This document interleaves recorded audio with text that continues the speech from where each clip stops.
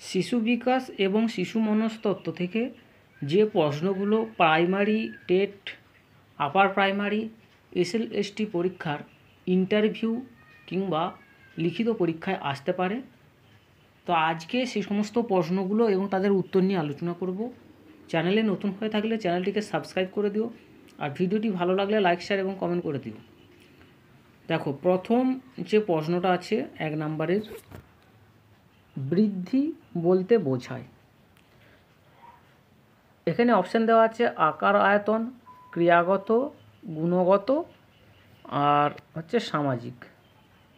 তো বৃদ্ধি হলো আকার এবং আয়তনে বেড়ে যাওয়া কি বৃদ্ধি বলে।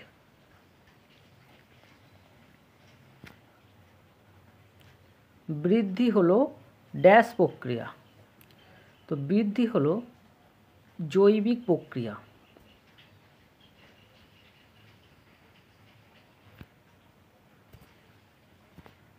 তিন নম্বর প্রশ্ন, বিকাশ হলো ড্যাশ এর পরিবর্তন। বিকাশ, তো বিকাশ হলো গুণগত পরিবর্তন।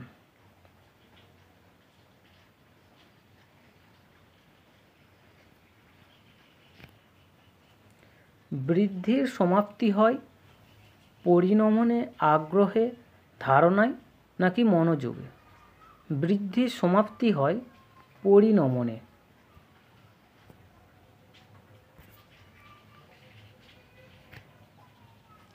ব্যক্তির বিকাশের প্রক্রিয়াটি সংঘটিত হতে থাকে। বিকাশ, দেখো ব্যক্তির এখানে অপশান দেওয়া আছে বয়সন্ধিকাল পর্যন্ত, সারা জীবনব্যাপী, মধ্যবয়স পর্যন্ত, কৈশোরকালের সমাপ্তি পর্যন্ত। দেখো, বিকাশ প্রক্রিয়াটা শিশু মাতৃগর্ভে থাকার থেকে একদম মৃত্যু পর্যন্ত চলতে থাকে। তাহলে ব্যক্তির বিকাশের প্রক্রিয়াটি সংঘটিত হতে থাকে সারা জীবনব্যাপী।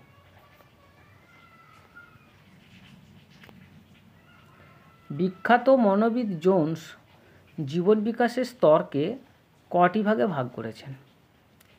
তো বিখ্যাত মনোবিদ আর্নেস্ট জোন্স জীবন বিকাশের স্তরগুলিকে 4টি ভাগে ভাগ করেছেন। 4টি ভাগে ভাগ করেছেন।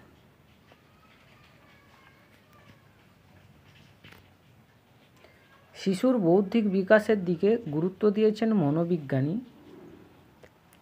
শিশুর বৌদ্ধিক বিকাশের দিকে গুরুত্ব দিয়েছেন জ্যাঁ পিয়াজে। অ্যাডোলেসেন্স শব্দটির অর্থ কী? অ্যাডোলেসেন্স শব্দটির অর্থ হলো যৌবনাগমকাল। যৌবনাগমকাল।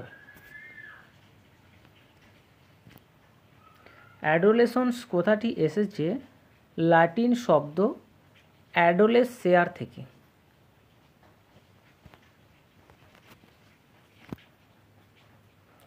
মনোবিদ পিকুনাস জীবন বিকাশের স্তরকে কটি ভাগে ভাগ করেছেন?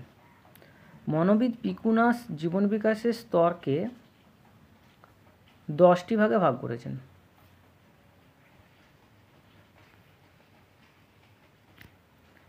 মনোবিদ আর্নেস্ট জোন্স জীবন বিকাশের স্তরকে কটি ভাগে ভাগ করেছেন? এটা আগে আলোচনা করেছি।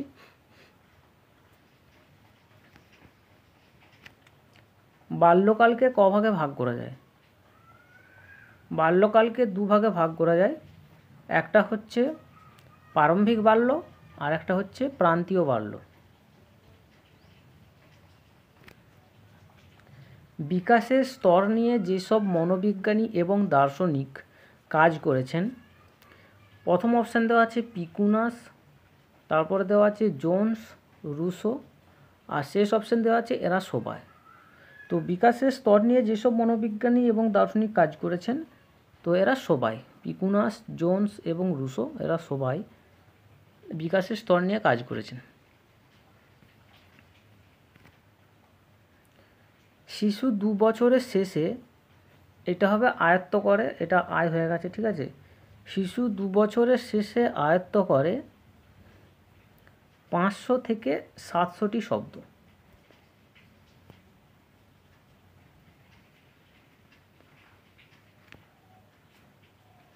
পরের প্রশ্ন, বৃদ্ধিকে সাময়িক প্রক্রিয়া বলা হয় কারণ এটি সাময়িক প্রক্রিয়া বলা হয়। তো বৃদ্ধি হচ্ছে কি না নির্দিষ্ট সময়ে শেষ হয়ে যায়, আর বিকাশ কি না বিকাশ আজীবন চলতে থাকে। তাহলে বৃদ্ধিকে সাময়িক প্রক্রিয়া বলা হয় কারণ এটি নির্দিষ্ট সময়ে শেষ হয়ে যায় বলে।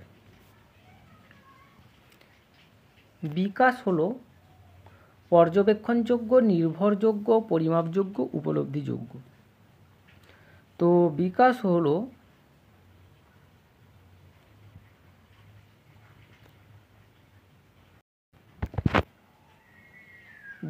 হলো পর্যবেক্ষণযোগ্য। 17 নম্বর প্রশ্ন, বিকাশ হলো এক ধরনের অবিচ্ছিন্ন প্রক্রিয়া, মানে বিকাশ সারা জীবনব্যাপী চলতে থাকে ক্রমাগতভাবে, তাই বিকাশ হলো একটি অবিচ্ছিন্ন প্রক্রিয়া।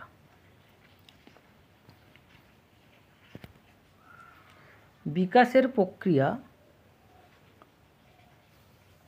প্রথম অপশান বিশেষ বিশেষ মানুষের জীবনে হয়, এটা হবে না।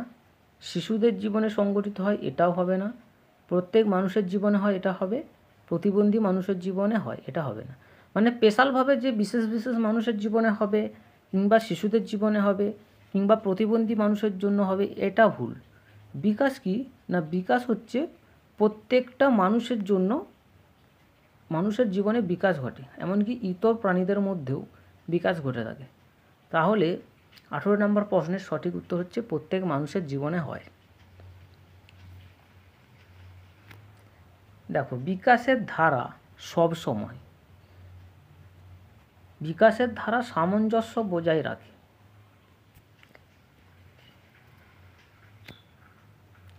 শিশুর শৈশবে জীবন বিকাশের দিকগুলি হলো মানসিক বিকাশ, প্রাক্ষবিক বিকাশ, দৈহিক বিকাশ। তো শিশুর জীবনে জীবন বিকাশের দিকগুলি হচ্ছে উপরের সবগুলি, মানসিক, প্রাক্ষবিক এবং দৈহিক। প্রাক যৌবনের সময়কাল হলো প্রাক যৌবন। প্রাক যৌবনের সময়কাল হলো 12 থেকে 15 বছর। এগুলো খুবই গুরুত্বপূর্ণ প্রশ্ন, এখান থেকে কিন্তু ইন্টারভিউ পরীক্ষায় প্রশ্ন করতেই পারে। যে ইন্টারভিউয়ে কোন জায়গা থেকে প্রশ্ন করবে তো সেটা বলা যাবে না, ঠিক আছে? তো এগুলো তোমরা জেনে যাবে ভালো করে। ঝড় ঝঞ্ঝার কাল বলা হয় কৈশোরকালকে।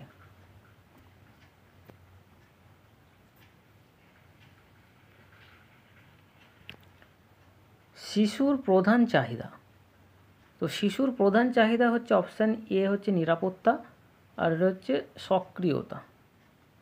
তো শিশুর প্রধান চাহিদা দুটোই হবে, নিরাপত্তা এবং সক্রিয়তা, এ এবং বি উভয়ই।